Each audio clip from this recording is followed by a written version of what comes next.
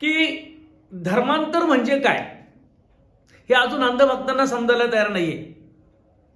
अहो, धर्मांतर करून घेणं इतकी सोपी बाब नाहीये. भारतीय संविधानाने भारतासाठी जे संविधान दिलेलं आहे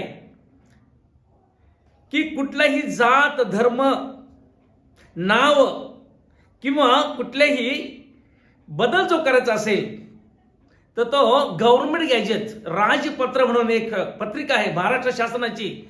महाराष्ट्र शासनाची परमिशन घ्यावी लागते, त्या राज्याची परमिशन घ्यावी लागते, राज्यपालाची परमिशन घ्यावी लागते. त्यावेळेस जात, धर्म, नाव, पती पत्नीचं एकमेकाच्या नावामध्ये बदल, आडनावामध्ये जो बदल करायचा आहे तो त्यावेळेस होतो. ज्यावेळेस राज्यपाल आम्हाला परमिशन देतं त्यावेळेस या सगळा आदला बदल होत असतो. परंतु अंधभक्तांनी आणि गोदी मीडियांनी एक खेळ लावलेला आहे. जात, धर्म, पंथ, रंग, वंश, जातीभेद याचं भांडवल केलेलं आहे आणि ते भांडवल करून समाजामध्ये तेढ निर्माण केलेले आहे, समाजामध्ये उद्रेक निर्माण केलेला आहे आणि एक आगेचा भडका त्यांनी तयार केलेला आहे. दुसरी गोष्ट मी पाहतो की हेच अंधभक्तांनी धर्मावर सोमवार त्यांनी तयार केलेला आहे.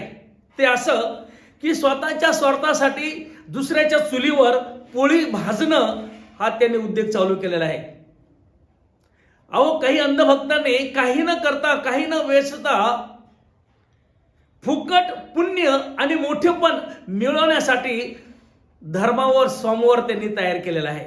लक्षात घ्या प्रियनो, एक म्हण आहे, तुम्हारे खत में हमारा सलाम.